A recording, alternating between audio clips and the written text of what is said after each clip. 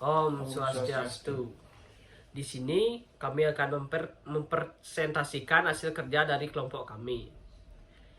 Kami ingin mempresentasikan materi dari manajemen operasional dengan judul perencanaan kapasitas dan agregat dalam kurung capacity dan agregat planning. Sebelum kami presentasi, kami akan memperkenalkan diri.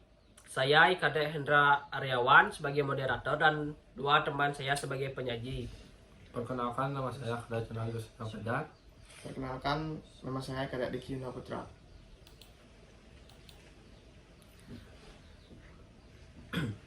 Untuk memulai presentasi, materi pertama dibacakan oleh teman saya.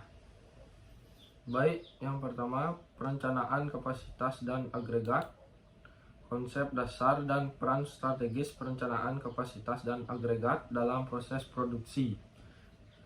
Yang pertama, pengertian perencanaan kapasitas. Ada dua pandangan dalam memaknai kapasitas. Pertama, apabila dilihat dari pandangan bisnis, kapasitas merupakan jumlah output yang dapat dicapai oleh sebuah sistem selama periode waktu tertentu. Kedua, dilihat dari sudut industri jasa, kapasitas dimaknai sebagai jumlah konsumen yang dapat ditangani selama beberapa waktu. Pada hakikatnya, kapasitas dapat mempengaruhi sebagai besar biaya tetap. Kapasitas juga berfungsi untuk menentukan bahwa permintaan dapat dipenuhi atau tidak. Fasilitas yang ada akan berlebih atau tidak jika fasilitas terlalu besar. Yang kedua, pengertian perencanaan agregat. Kata agregat mengimplikasikan bahwa perencanaan dilakukan dengan satu ukuran menyeluruh atau output. Tujuan dari perencanaan agregat adalah membuat tingkat output secara keseluruhan untuk kebutuhan permintaan pada masa depan yang berfluktuasi. Perencanaan agregat dihubungkan dengan keputusan bisnis lain seperti keuangan, pemasaran, dan manajemen SDM. Perencanaan agregat adalah aktivitas operasional yang memiliki rencana agregat untuk proses produksi untuk waktu 3-18 bulan ke depan dan untuk memunculkan ide terhadap manajemen seperti jumlah komunitas, sumber daya material atau lainnya.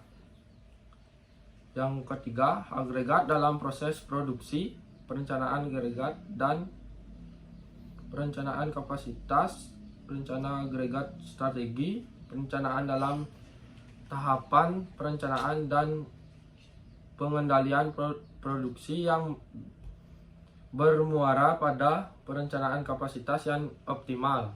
Proses agregasi atau pengumpulan yaitu pengelompokan beberapa jenis barang menjadi produk keluarga.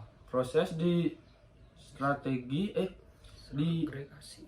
disagregasi atau pemisahan adalah proses derivasi produk keluarga menjadi barang. Baik, selanjutnya akan dilanjutkan oleh teman saya.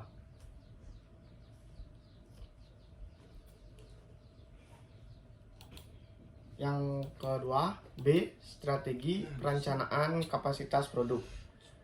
Taylor 2000 membedakan strategi perencanaan kapasitas dalam 3 tipe, yaitu sebagai berikut. Yang pertama, A. Capacity led atau strategi, suatu strategi pengembangan kapasitas yang bersifat agresif dan dimaksudkan untuk mengantisipasi pertumbuhan permintaan pada masa yang akan datang. Yang B. Capacity led strategis, suatu strategi pengembangan kapasitas yang bersifat konservatif peningkatan kapasitas dilakukan setelah terjadi peningkatan pasar. Strategi ini bermaksud untuk memaksimumkan masalah ekonomi investasi, namun dapat berakibat jelek terhadap pelayanan kepada pelanggan. Yang ketiga, average capacity strike. Strategi kapasitas rata-rata, suatu strategi pengembangan kapasitas yang diselaraskan dengan rata-rata peningkatan estimasi permintaan. Yang C, strategi perencanaan aggregate dalam proses produksi. Menurut Ranger 2004.212, perencanaan aggregate dapat dilakukan dengan melakukan pilihan atas dua strategi, yaitu strategi CASE dan strategi penjadwalan bertingkat atau level scheduling strategi. Menurut strategi CASE, terdapat satu strategi lagi, yaitu Stable Workforce Variable. Selain itu, strategi perencanaan aggregate juga dapat dibagi menjadi dua bagian berdasarkan jumlah variabel yang dapat dikontrol atau controller variable yang diikutsertakan pada alternatif strategis. A. CASE strategis. Strategis ini menyesuaikan tingkat produksi dengan jumlah pesanan yang ada dengan cara merekrut atau melepas tenaga kerja sesuai kebutuhan produksi. Strategi ini bergantung pada kemudahan perekrutan dan pelatihan tenaga kerja. Strategi ini memiliki dampak pada aspek motivasi dan psikis karyawan akibat ancaman pengurangan tenaga kerja sewaktu-waktu. Dan kelebihan strategi CASE adalah investasi pada persediaan rendah dan tingkat penggunaan tenaga kerja menjadi tinggi atau high labor utility. Yang kedua, level scheduling strategi. Strategi ini mempertahankan tingkat produksi pada volume yang konstan. Kelebihan jumlah yang diproduksi akan disimpan untuk mengantisipasi kekurangan jumlah produksi periode lainnya. Dampak utama strategi ini adalah munculnya biaya penyimpangan barang jadi ataupun munculnya risiko persediaan barang yang rusak. Dan kelebihan strategi level adalah tingkat keluaran dan angkatan kerja stabil.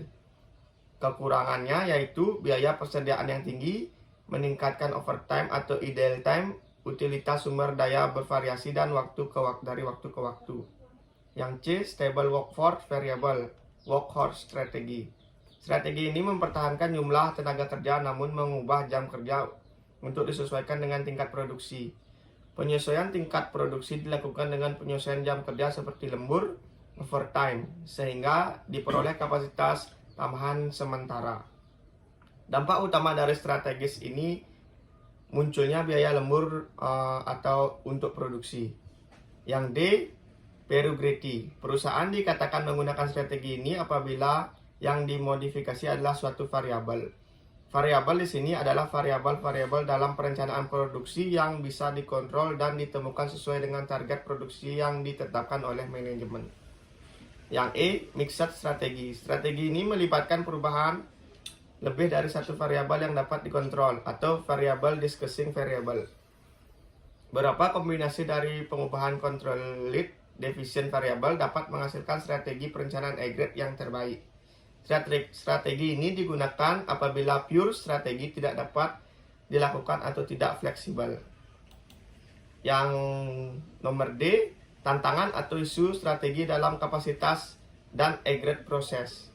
Pengenalan teknik-teknik manajemen baru yang berasal dari sektor bisnis pada sektor publik menghadapi dua tantangan besar, yaitu yang pertama, sulit terpenuhi aspek konsistensi kebijakan. Sulit terpenuhinya aspek konsistensi kebijakan jangka panjang yang dibutuhkan untuk mengakomodasi perubahan organisasi atas perencanaan implementasi, yaitu ketika perubahan tersebut sering dipicu oleh munculnya teknik-teknik baru manajemen. Yang kedua, model akuntabilitas yang relatif sederhana. Model-model akuntabilitas yang relatif sederhana yang ditemukan pada era modern di organisasi sektor bisnis, yaitu ketika direktur eksekutif bertanggung jawab kepada badan komisaris terhadap dua hal, yaitu formalisasi strategi dan implementasi strategi. Yang C, perlu perencanaan kapasitas dan aggregate. Perencanaan aggregate adalah perencanaan yang dibuat untuk menemukan total permintaan dari seluruh elemen produksi dan jumlah tenaga kerja yang diperlukan. Menentukan kebutuhan kapasitas masa depan bisa menjadi prosedur yang rumit yang sebagian besar didasarkan pada permintaan pada masa yang akan datang. Jika permintaan barang dan jasa dapat diramal dengan ketepatan yang memadai, penentuan kebutuhan kapasitas dapat langsung menjadi perencanaan kapasitas yang E-grade. Sangat berhubungan dengan perencanaan. Perencanaan penyediaan bahan baku. Besar kecilnya persediaan kapasitas yang diproduksi bergantung pada banyak atau sedikitnya bahan baku yang tersedia di perusahaan. Proses perencanaan kapasitas dan E-grade dilakukan oleh perusahaan harus ditetapkan dan mengedepankan kualitas barang yang diperoleh perusahaan. Sekian presentasi dari saya kembalikan ke moderator. Baik, sekian presentasi dari kelompok kami. Jika ada kesalahan kata atau perbuatan, kami mohon maaf. Om Santi Santi Santi Santi.